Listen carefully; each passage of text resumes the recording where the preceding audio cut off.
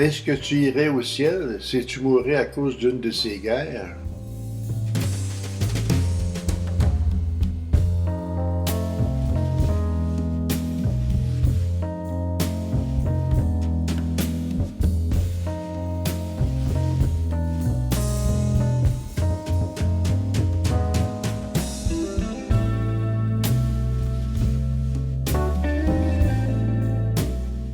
Est-ce que tu vas aller au ciel après ta mort? Nous périssons. Guerre, terrorisme, maladie, tremblement de terre, pollution, crime.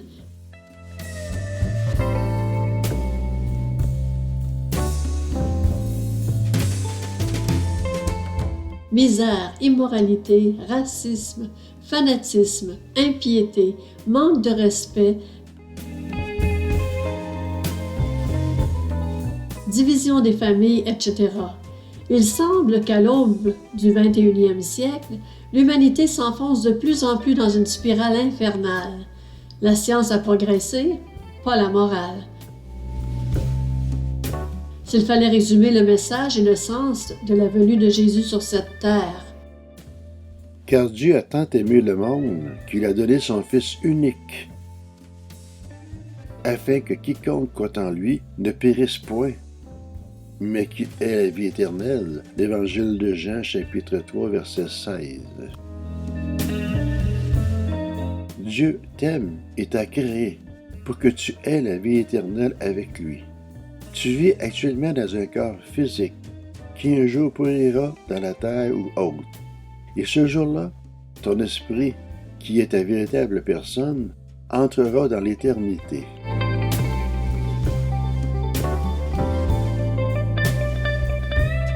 Dans ces temps troublés et incertains, il est crucial d'avoir des idées claires sur la question.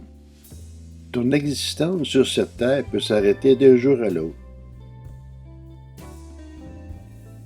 Si tu ne règles pas cette question aujourd'hui, demain sera peut-être trop tard. Après la mort, la Bible te parle de deux endroits possibles, l'enfer avec le diable ou le paradis avec Dieu.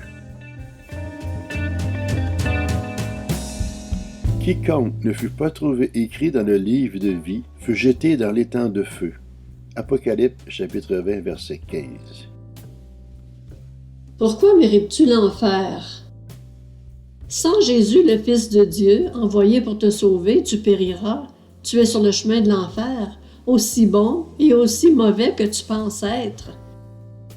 Tu es perdu car tu es atteint d'une maladie humainement incurable, pire que le sida, le péché.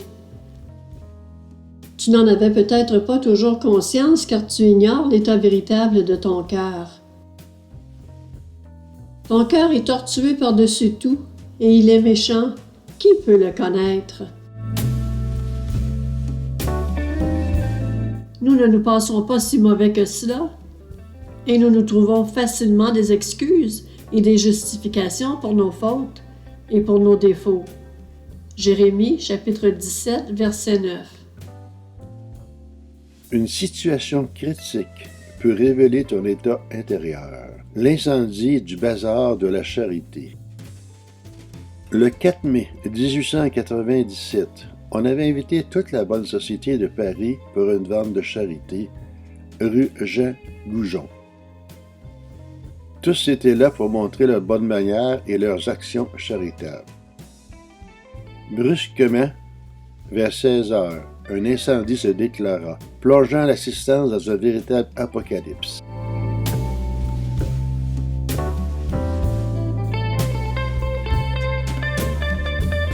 Le bilan fut extrêmement lourd, 117 victimes, dont 112 femmes. Les hommes, pourtant nombreux, avaient réussi à se sauver.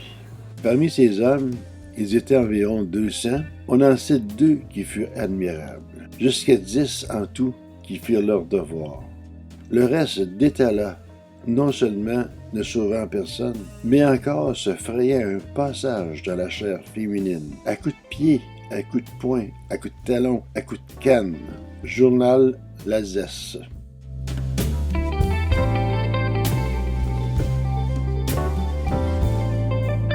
Tu peux avoir de belles manières comme ces gens de la bonne société, de bonnes actions comme une vente de charité, mais à l'heure où tu ne t'y attends pas, l'état de ton cœur sera révélé.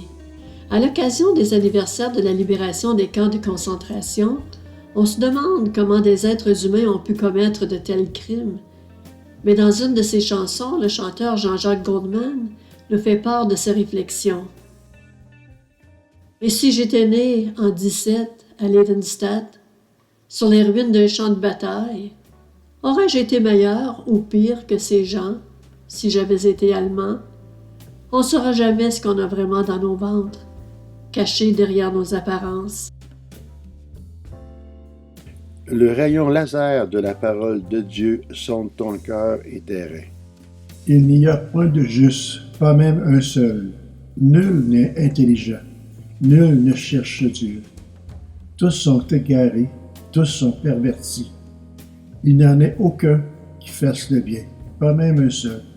Car tous ont péché et sont privés de la gloire de Dieu. L'Épître aux Romains, chapitre 3, versets 10 à 12 et 23. Tu peux avoir une belle apparence à l'extérieur, mais Dieu sait comment tu es à l'intérieur. Le péché habite au plus profond de ton cœur et tous tes efforts pour t'en débarrasser demeurent vains.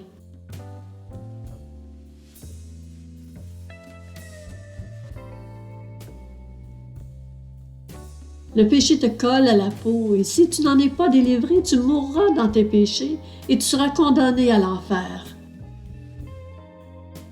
Aucune personne sur cette terre n'a le pouvoir de se débarrasser du péché, car le péché est notre propre nature. Un Éthiopien peut-il changer sa peau et un léopard ses taches? De même, pourrais-tu faire le bien, vous qui êtes accoutumés à faire le mal? Jérémie chapitre 13, verset 23.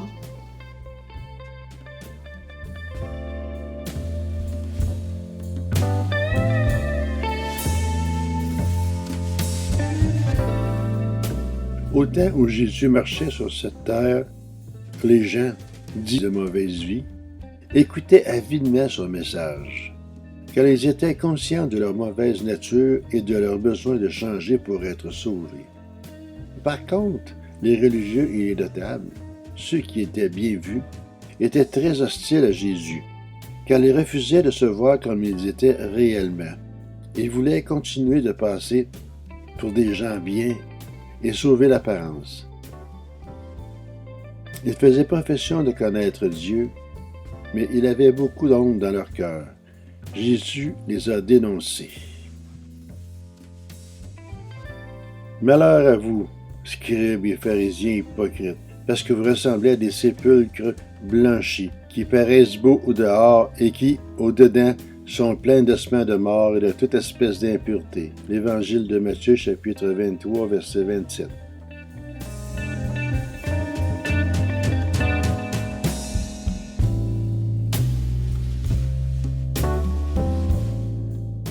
Tu es perdu tout autant que tu es, car ta nature est déchue et incapable de s'améliorer. Jésus n'est pas venu sur la terre pour faire une promenade de santé.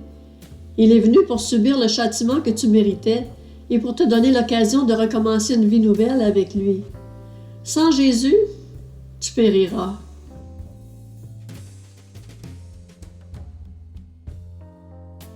Aucun effort humain pour t'améliorer ne sera suffisant.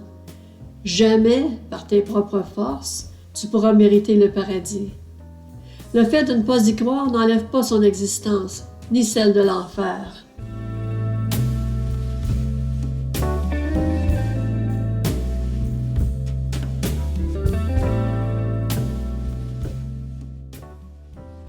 Pour te sauver, Dieu t'a envoyé Jésus, et lui seul. Jésus est le seul homme sans péché qui a marché sur cette terre. Et lui, le seul juste, est venu mourir sur la croix pour toi, injuste que tu es. Car celui qui n'avait pas connu le péché, il l'a traité à cause de nous comme un pécheur, afin que nous devenions justes devant Dieu à travers lui. La deuxième épître aux Corinthiens, chapitre 5, verset 21.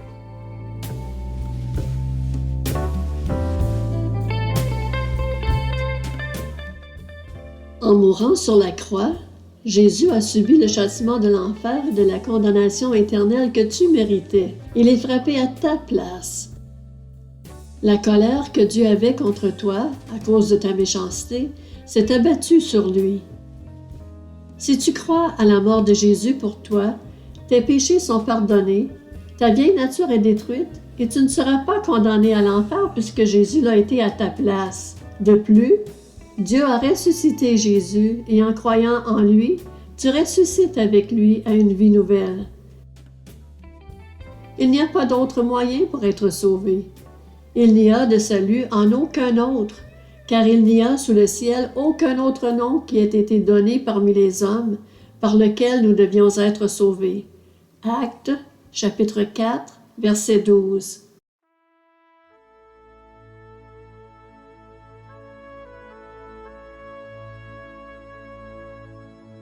Si tu veux être sauvé, fais avec moi cette prière. Seigneur Jésus, je reconnais que je suis perdu et que je mérite l'enfer. Mais je crois que tu es mort pour moi sur la croix et que tu as été puni à ma place. Je crois que Dieu t'a ressuscité des morts et je crois que je ressusciterai avec toi à une nouvelle vie. Tu es à présent, mon Seigneur. Je reçois ton esprit. Amen.